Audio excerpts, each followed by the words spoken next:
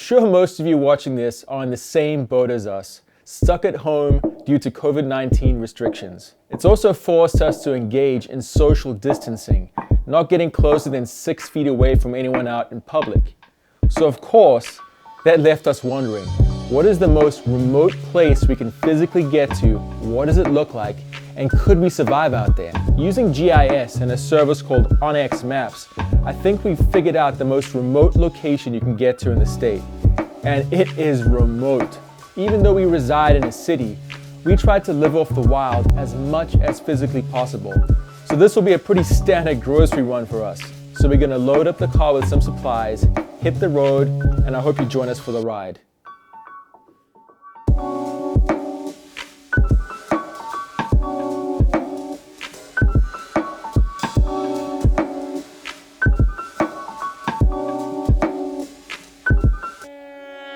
Here we go. So this is it. This is the point of no return.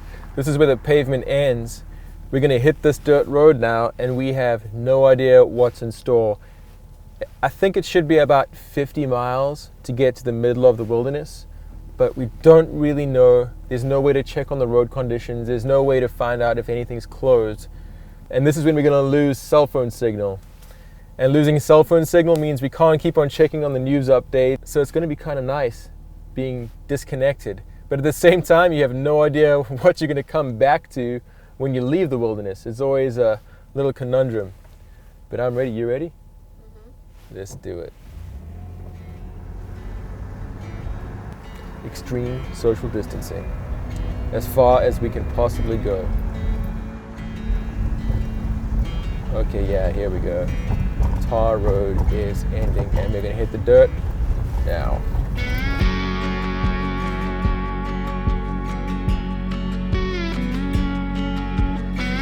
California's public lands are home to over 28,000 miles of seemingly endless dirt roads. A distance longer than the circumference of the Earth. Using this unpredictable maze, we hope to reach the most remote location from any human in California.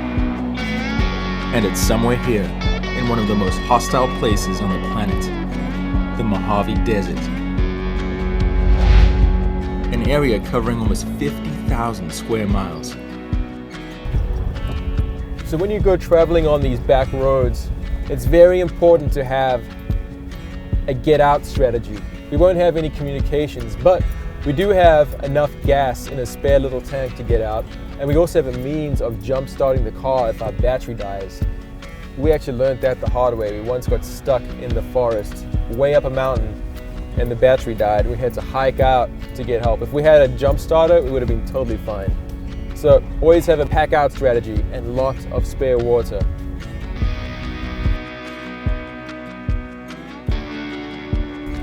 Let's see where this goes.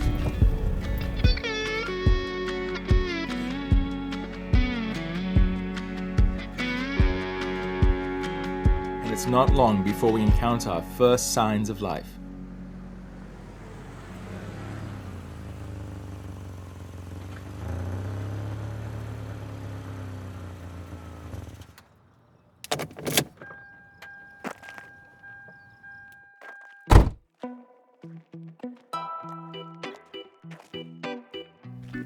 This was such an awesome surprise. This desert tortoise was just crossing the road. He's probably in search of some cactus flowers or cactus fruit, just like we are.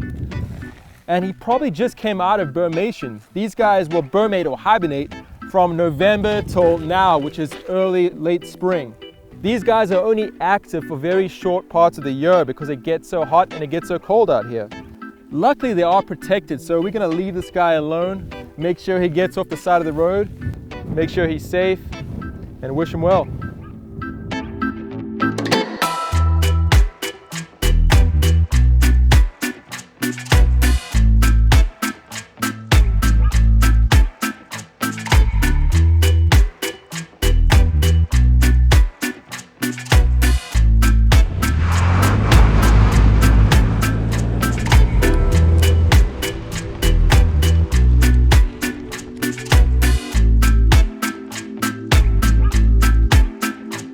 Chasing the horizon for hours without another human in sight, we finally approached our destination, the coordinates of the most remote location in California. And it's time to set up camp.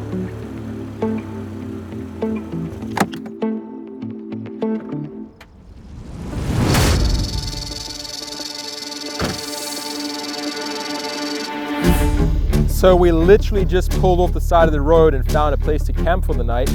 And as I get out, Kim hears a buzz of a rattlesnake, and this little guy is right by my foot. It's a sidewinder. And these are such cool little snakes. I didn't actually expect to see a sidewinder out here. I thought we might get some speckled rattlesnakes in the mountains. But you can see why they call it a sidewinder. He does exactly that. They sidewind, often to get across the hot ground.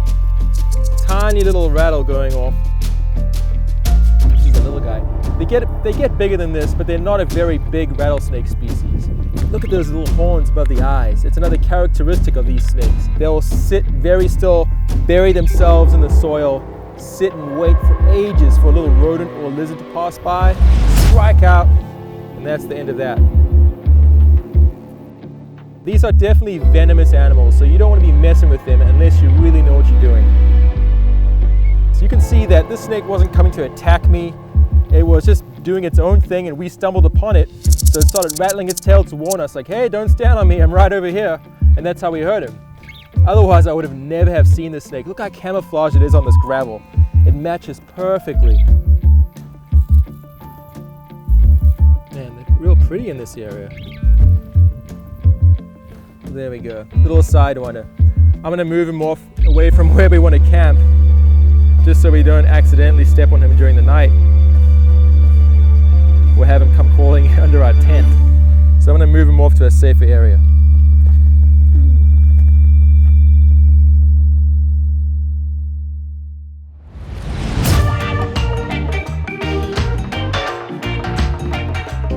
After meeting our new reptilian neighbor, we could finally set up camp for the night.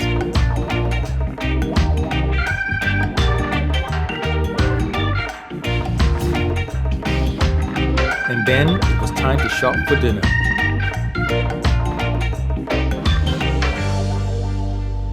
So we finally made it to the most remote place that you can drive to in California right now. So this is extreme social distancing, and this is our grocery store. So the goal right now, head out, find some food, find some edible plants, and maybe if we get lucky, we find a jackrabbit and we'll cook up a fantastic meal. So let's go and see what we see.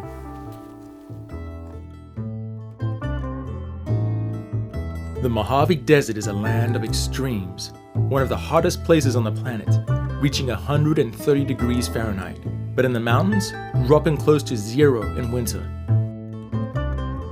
Much needed moisture is trapped up here, eventually seeping into the valleys below, now during spring, when this barren landscape comes alive. Over 2,000 species of plants and animal come out now. A perfect opportunity to find wild food and a great time to be out in nature. And it's not long until Kimberly discovers our first edible plant.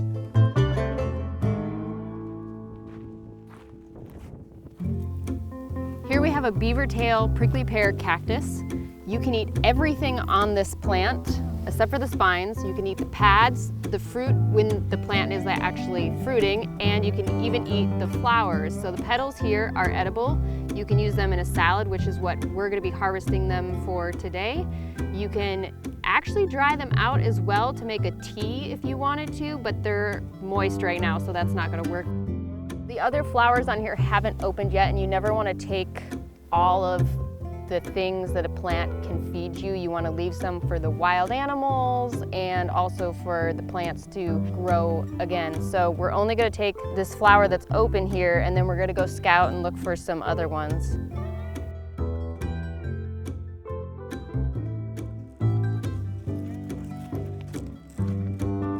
After locating a few different plants and collecting enough petals for dinner, it was time to concentrate on hunting.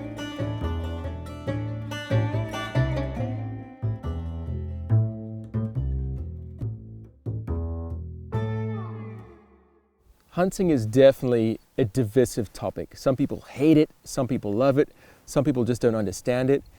And it is hard to understand how a person like myself who loves animals so much can go out and kill something. And yes, it's not easy to do, but for me, it makes the most sense when it comes to conservation.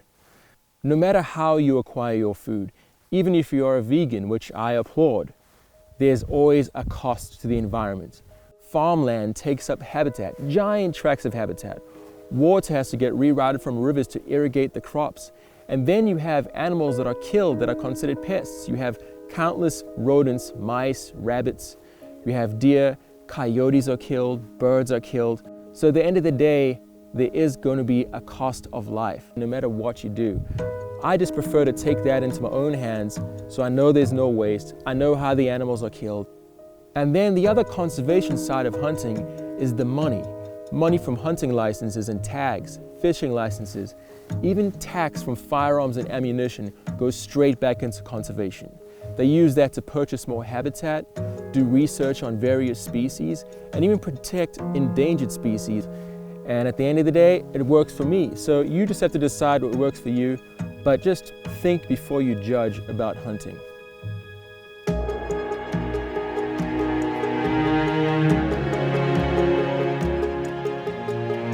With a long morning behind us and evening fast approaching, we continued hiking in search of food.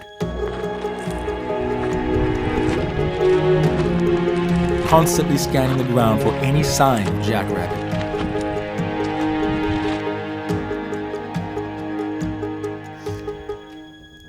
So right now we've actually seen some tracks of jackrabbits, so that's a really good sign. They love to work these dry riverbeds, so we're gonna walk the tops of them and hopefully see one flush out. Or just, if you're lucky, you can actually spot them sitting at the base of bushes. So we gotta just keep a really good eye, because they have amazing sense of hearing. Those giant ears are like satellite dishes. So you kind of walk and stop, walk and stop. And when it's windy like this right now, it's actually pretty helpful because the rustling bushes mask your footsteps a little bit. So it's a good time for rabbits right now. I'm gonna keep working this ridge line and see if we get lucky.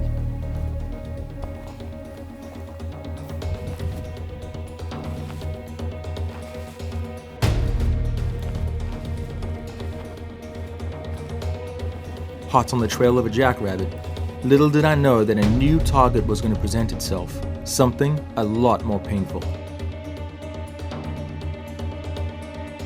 I think I see some Choya down over this side. Let's go check it out.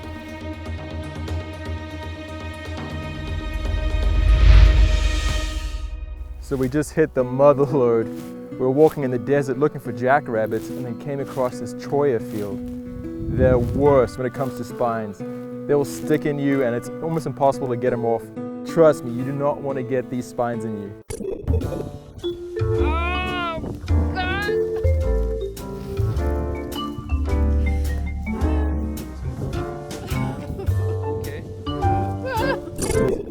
In the springtime, these are an excellent source of food. Right over here, these are the cactus buds, the flower buds before they turn to fruit.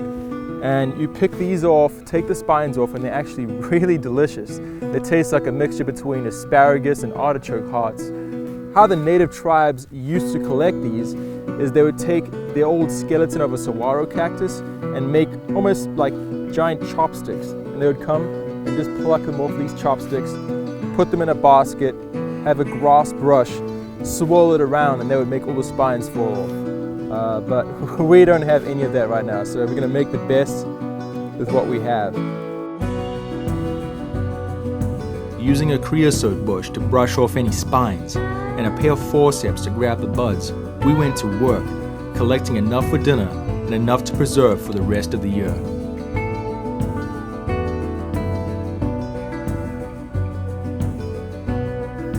It's amazing how much food you can collect by just doing a bit of research and putting the work in.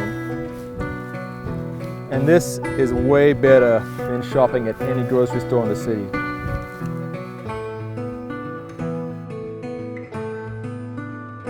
With a sack full of Choya buds and the sun hanging low, the only thing missing was a jackrabbit. And time was running out.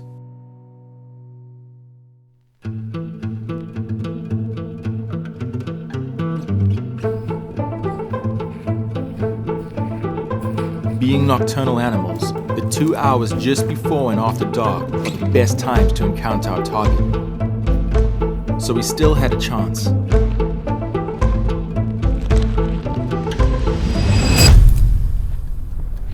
Just seen 2 jackrabbits on the other side of the bush.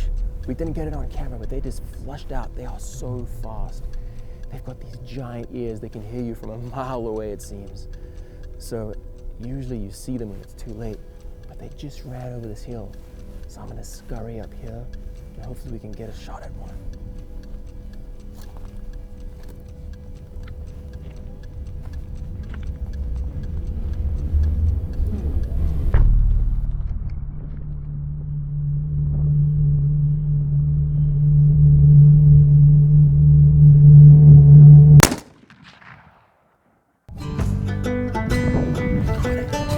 I got it.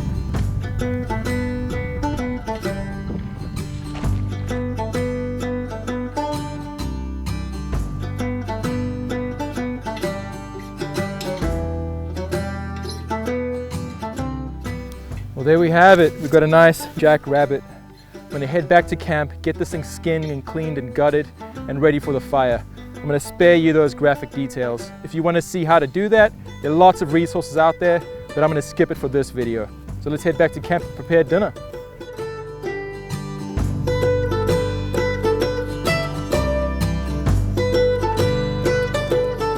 After a long day of adventure, nothing beats sitting around a fire, under the stars, eating a meal like our ancestors did before us. With no plan in mind, we decided to make a jackrabbit and Choya bug stew. We seasoned and braised the jackrabbit over coals for 2 hours. Then added the clean Choya buds with some onions and let that go for another hour.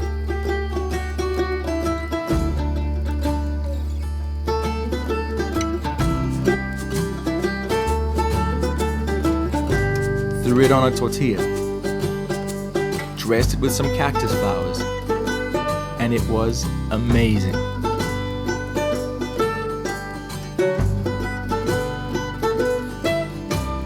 Stay safe, stay isolated, and we'll see you next time.